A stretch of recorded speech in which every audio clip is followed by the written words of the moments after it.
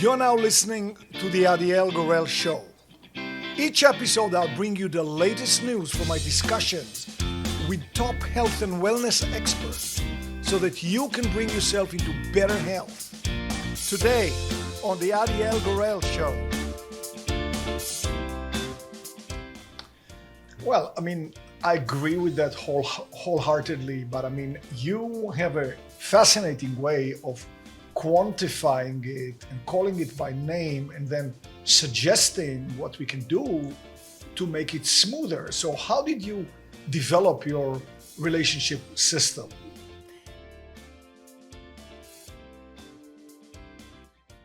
Hi everyone, it's a pleasure to be here again. And I'm very excited, very honored. We have an expert on a subject that would really be useful to pretty much every single one of us. So we have Dr. Vicki Matthews to talk to us about the content of her book and many other things that she does. But her book is called The 5 Elements of Relationships, How to Get Along with Anyone, Anytime, Any Place. And Vicki, welcome to the show. Thank you. It's wonderful to be here. I'm going to dive right into it. Why do you think we have trouble getting along with each other? I think we basically don't understand each other. I think we each have unique filters that we look at life through, we look at relationships through. And if we don't, we may understand ourselves perfectly well, but we sometimes don't understand where another person's coming from. And I think therein is one of the biggest problems. Well, I agree with that wholeheartedly, but you have a fascinating way of quantifying it and calling it by name and then suggesting what we can do to make it smoother. So how did you develop your relationship system? I developed the relationship system because I was having trouble with my own relationships, most specifically with my marriage. And it started 2 weeks after I got married. My husband and I graduated from college, married, and moved all on the same weekend. 2 weeks later, we were driving from Chicago back to LA, which is where I'm from, for my best friend's wedding. We hit the Mojave Desert, and my husband drove the speed limit. Now, it is rocks and sand and rocks, not much else there, no patrolman, and he's driving the speed limit. And I remember thinking, oh my God, what have I done? Who is this person that I'm now married to? So I asked him, could we speed it up? And he looked at me like I had 4 heads and said, no, we're going the speed limit. So that began my quest for why do I love this man so much? And I don't know that I like him really. So as part of my naturopathic studies, I came across the 5-element model in Chinese medicine. We studied lots of different medical systems, Chinese, Ayurvedic, Western, and they have the 5-element model, which is millennia years old, that talks about how it takes 5 different legs of a stool, if you will, to hold balance in the whole. And as I studied that, I discovered there are personalities in these elements. It's not just water, wood, fire, earth, and metal, the way they occur in nature. We're nature. We're part of nature. We have these in us. They're hardwired into us. And one of them is our primary, and we look at the world through that filter. And I realized my husband and I don't have the same filters in how we look through life. But one thing I loved about this model is it helps if somebody has too much, like if I'm too outgoing, too pushy, which is a tendency of mine, he can help me step it back. If he's being too analytical, he's a very analytical, rational, logical person, follow the rule type person, I can help him say, okay, relax this a little bit. So there is in this model, and I don't know how many are very familiar with the 5-element model, but it is all about balance. So we can interact with each other and help each other bring balance, and that helps improve our relationships. But it starts with the understanding. Absolutely starts with understanding that he's going to do the speed limit. Well, I have to say that when you talked about that, my initial thought was that you probably thought, well, this guy's gonna drive at the speed limit and everything else in life. It seemed, but again, the balance is important. So yes, it's very fascinating. So let's just kind of break it down. What are the 5 personalities that you describe in the system? They're based on the 5 elements, which are water, wood, fire, earth, and metal. A water personality, and this is so brilliant. These are based on the seasons. So there's a seasonality, if you will, a tendency, if you will. So we'd start with water. Water relates to winter. Everything's inner-directed in winter. Everything's happening below the surface. There's not a lot happening outside. And water people are amazing. It's where imagination sits, in the water element. They are creative. They are big thinkers. They love reading and writing and painting. They're artistic. They can create their own little world, and they're happy with that.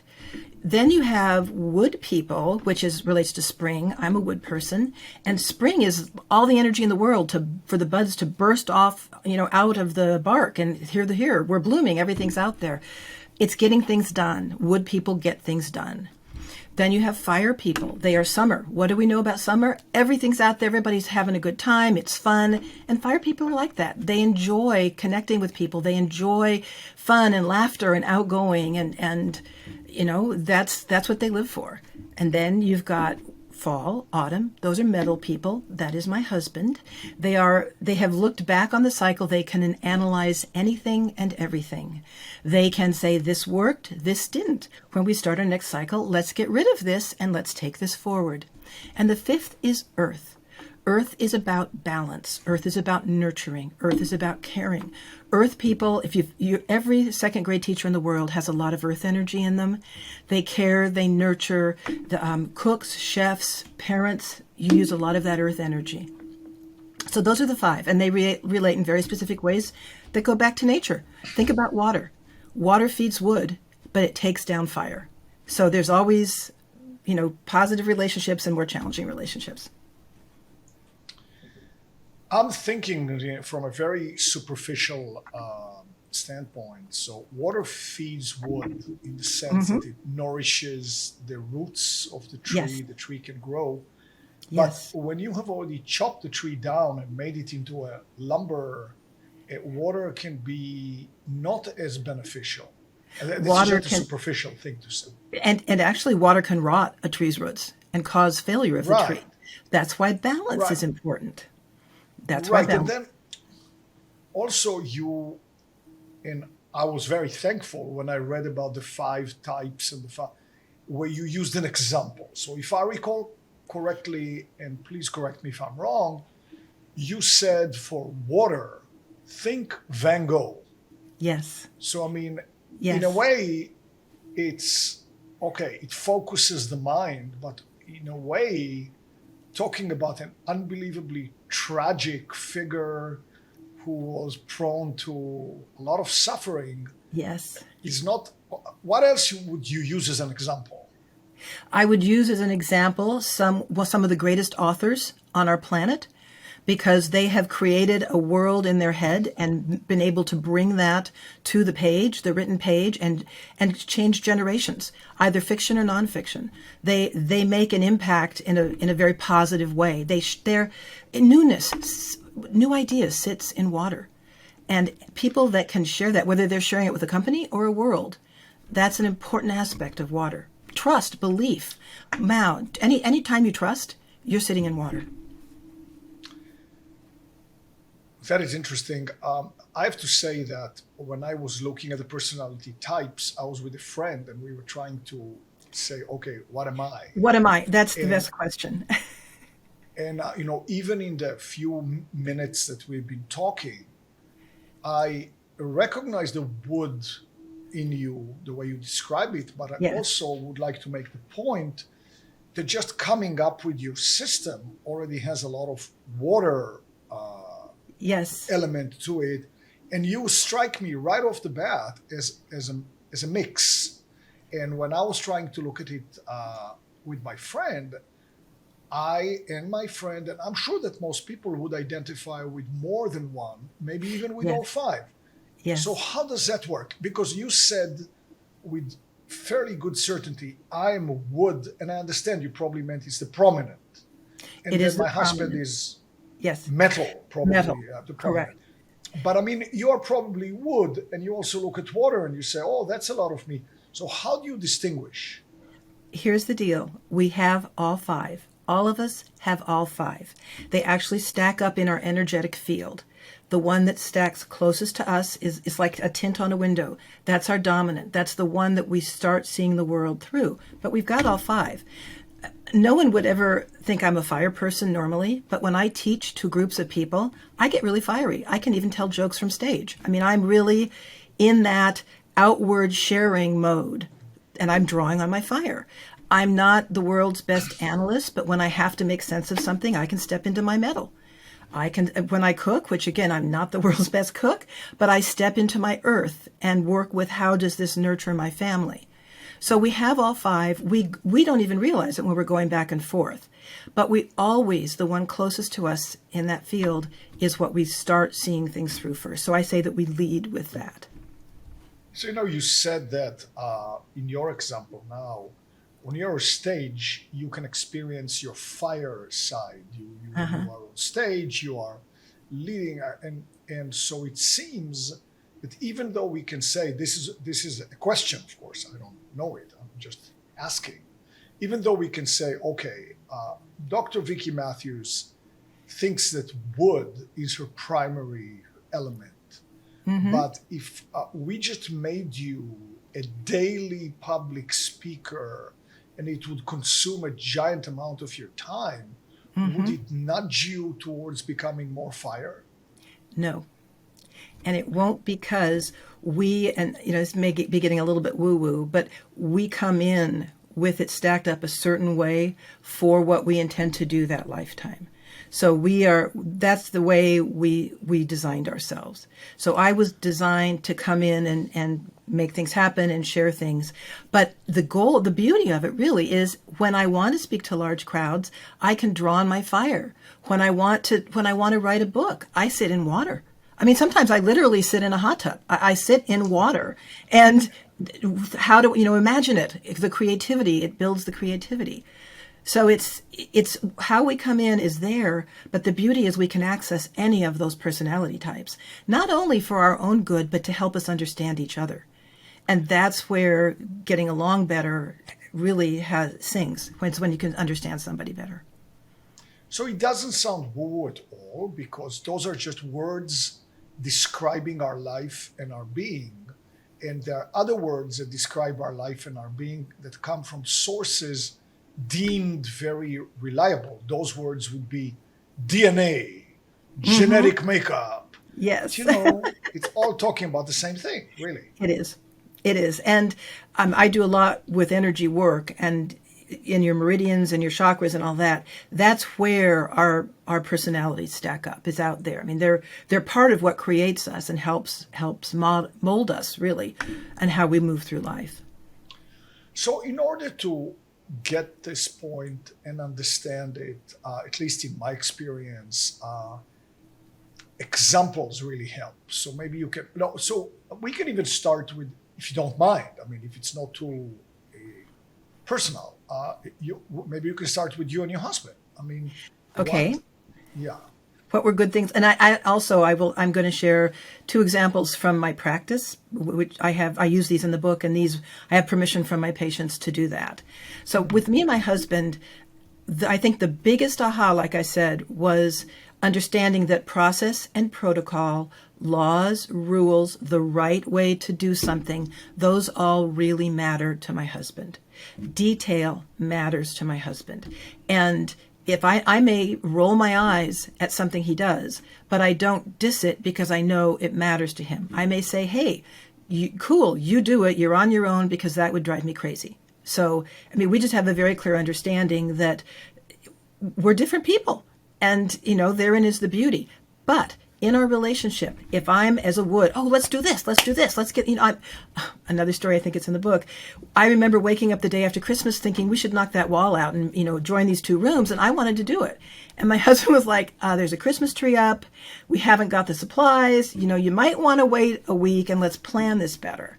So we did, and it turned out fine, but he has my back. I mean, I actually feel like I can be a little bit more, wow, let's do this, because he'll be the rationale of, yeah, that'll work, or yeah, that won't work. In my practice, one of my favorite examples, I was working with a father who had been a big sports figure in high school and college. And he had a son, and he couldn't wait till his son was old enough to play football with him. And he gave him a football, and the kid just he wasn't interested. He didn't ever show a lot of interest. And the dad came in, and he's like, am I raising a wimp? What's wrong with my kid? And I pointed out to him that his kid was a water, and he was creative, and all he wanted was a camera. I mean, he wanted to play with the camera more than he ever wanted to play with the football. And once the dad got, this is who his son is, he helped him with the photography. They did weekends together photographing things, and that kid's a professional photographer now. Who could have photographed sports if the dad, like that? Absolutely.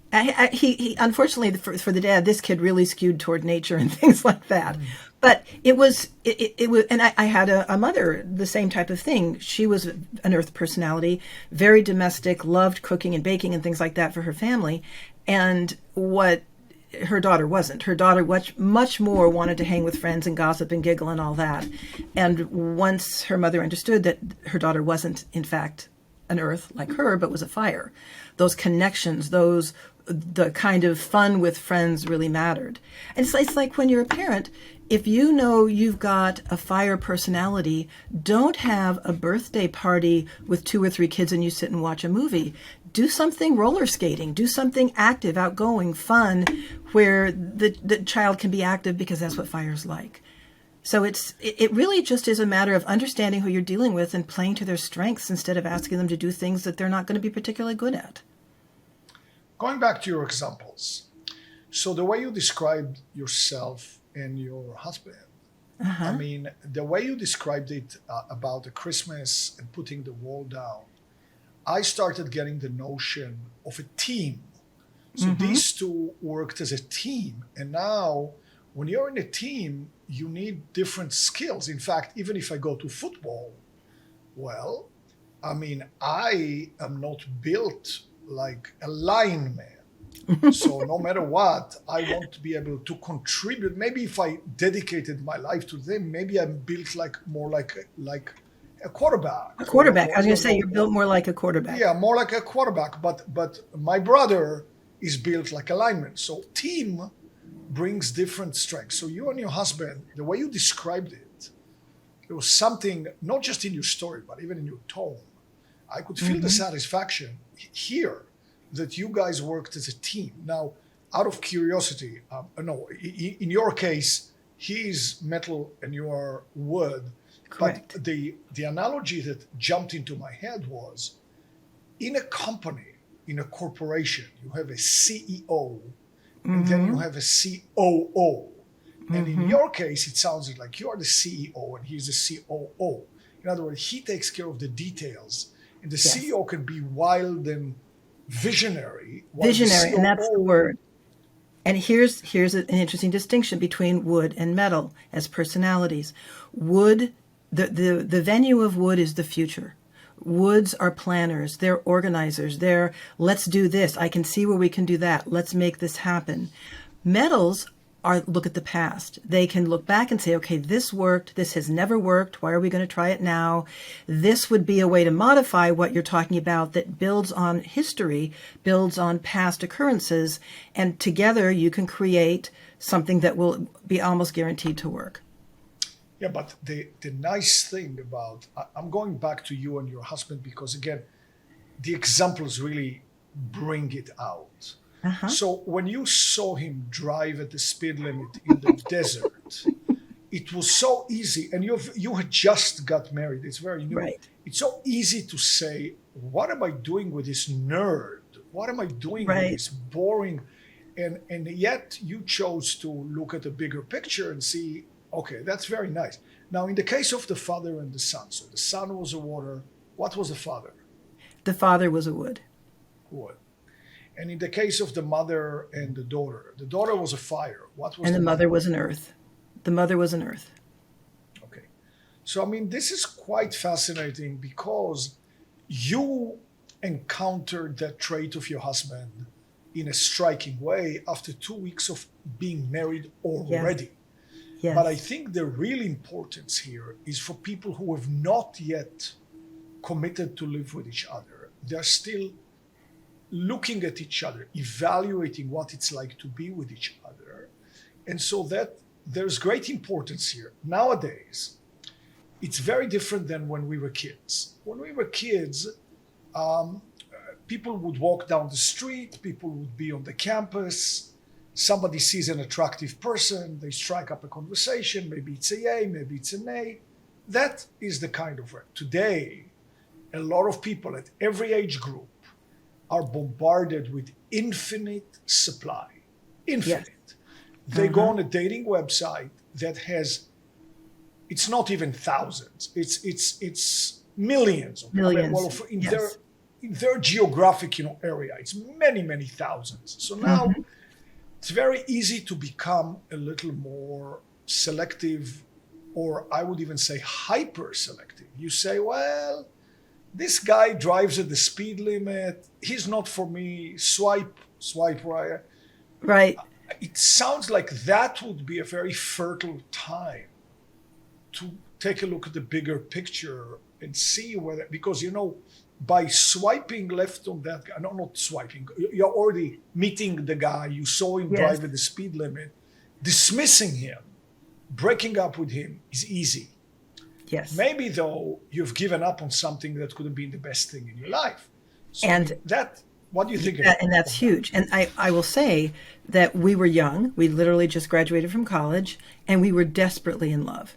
And that's important for relationships. The other thing that to note is my primary is wood, but my secondary is earth. His primary is metal, but his secondary is earth. We once we got through the rocky time, we just kind of jettisoned the wood and metal around each other and we related our earth level. And that's a really tight relationship.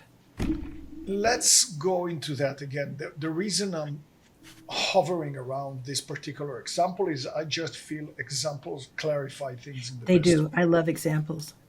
So you both have your primary, in your case wood, in his case metal, and then you have a secondary, which is the same, earth. For both of us, yes.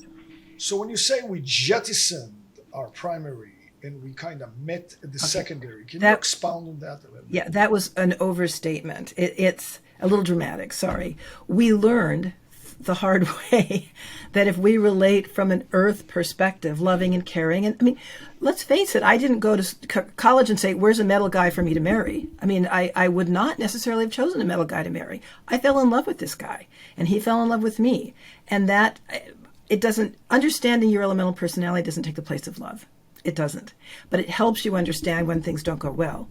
So what we have learned is to stay at the earth level, caring, compassionate, nurturing, doing things together domestically that we both enjoy. That's where we relate. And are there times where I may be saying, come on, let's do this, this will be great. And his metal may kick in and say, and like, what does metal do? Metal chops wood. So that's not going to feel really good. But we have learned through many, many, many years of marriage, when it's not flowing, literally, we step into the earth and say, okay, what's going on here? And that's just an automatic reaction now. But anybody can do it. Step into the earth. Again, please explain that a little bit more. So we're going to step back and say, remember, we have all five. And when you get to know what they feel like, and this is one of the things that I've worked with my clients a lot, is, here, if you have to be forward thinking, if you have to go make a presentation or you have to make a plan or something, you're going to use different elements at different times. Here's what it feels like. Here's how to build on that. And what some of it's just pleasure seeking or lacking conflict. When we're both watching a movie together, we're not fighting. So that's a good thing for us to do together. If we both like antiques, he may like one type of thing, I may like another. Going antiquing is a good thing to do. If we, finding the commonality, and that's personality. Is it likely there will be, for example, let's look at wood and metal. They're the two most structured of the 5 element personalities. So we will have a good amount of structure. He'll bring one kind, I'll bring another. If it's more likely he'll upset me than I'll upset him, because it's metal that chops wood. So I'll just step back and say, okay, I know this guy, he's coming from a good place, and I'm stepping into my earth then. I'm looking at him through a caring perspective instead of a combative perspective. And there are times where I say, okay, this is great. Let me go think about this. And I just step away. And because I know, and again, some of this is just love. When you love someone, you don't want to hurt them. You don't want to say something snarky, although that may have happened in our relationship a few times. But it's the understanding. Once I got, he wasn't just an anal retentive type of person, that it was how he was wired. And there's so much value in how each of them are wired. Then you start seeing the positives, and it's much easier to work with. Yeah. Of course. It's not only that metal chops wood, that's a very graphic vision, but it makes sense based on your description of the elements. Wood wants to get going on the big plan, and Yes. metal is a big brake stopping them. Like a lawyer, they say lawyers never let any Lawyers are happen. metals. Yes, Metal, lawyers of are course. absolutely metal So people. it's here the metal chops the wood in that way, like In a good way. yeah, and putting brake. Yeah. That's very interesting. So, now let's see again if we can help our viewers and listeners, even while they're listening to this podcast or watching it, identify themselves. Let's go through the 5 types, and Okay. from the view of helping us find ourselves. Okay, and we're going to find ourselves based on what you do well, what you don't like, what you do like. They're very specific things. So if you think about, what do people love? What do they love doing? Water personalities love free time. They love deep discussions. They love reading. They love being creative. They do not like any kind of boundaries. They don't like any kind of deadlines, things that stifle. Think about it. Water likes to flow. So they don't like things that stifle them. They like the room to flow, the room to be creative, people to talk about deep issues with. Those are things that are mainstays for water personalities. Primary water. Remember, we all have all 5. Okay, so that's water. That's water. So wood. We like challenges. We like someone saying, okay, how would you do this? Or how do you see this working? Or anything future oriented. Make this work. What do you think? That kind of thing. We love accomplishments. To be able to say, done. I did it. I rose to the challenge. I could make it happen. I met a lady who is an executive in Silicon Valley, and you're gonna have to excuse my language for just a second, but she's not an engineer. She's not an IT person, and yet she has a high position in a high-tech company. And I said, well, explain a little bit about what you do. And she said, I get shit done. Yep. And that is a wood. Woods not only get their own stuff done, they help other people get their stuff done. They manage well. They can say, here's the goal and here are the steps to get here. Because remember, we're looking in the future. We can see as a wood where we want to go. And then because woods tend to have enough structure to be good leaders, we will say, here's how we're going to get here. A very interesting, for a wood, and this was something I had to learn with Mark as well. When I would say, where do you want to go? What do you want to be doing here in 5 years? He looked at me, he didn't get it. But if I had said to him as a metal, 5 years from now, what would you like for us to have accomplished? He could answer that question because metals look back. So that's the thing about woods. We like challenges. We like accomplishment. If we're honest, we admit we like being acknowledged for accomplishment, and we like moving forward. But I'm going to stop you here before we even move to the next one. Okay. I used the analogy of a CEO and a COO. Right. So in your case, you're the CEO and your husband is the COO. It's a very good balance. You need both. It is a good balance, yes. But the way you described wood is more the challenge, the how to make it work. But I didn't hear the germ of the vision of what's going to happen. So does someone else feed it to the wood and say, go do it? Or did it come from the... There's 2 answers to that. Remember, ideas sit in water, and water flows to wood. Water is what feeds wood. So a germ of an idea could absolutely come from something you heard a water say, an article you read that was a visionary article. But very often woods put pieces together and can come up with not what I would call a vision, but a logical conclusion. Well, if this isn't working and this is, try that. Okay, so let's go to an example that just popped into my head, and I want to see what your take on it is. The late Steve Jobs. Yes. It appears, based on what we discussed so far, that of course he wasn't just, but it appears that he must have had a lot of wood. Yes, he had a lot of wood, but he also had a lot of water. Yeah. He had a lot of water.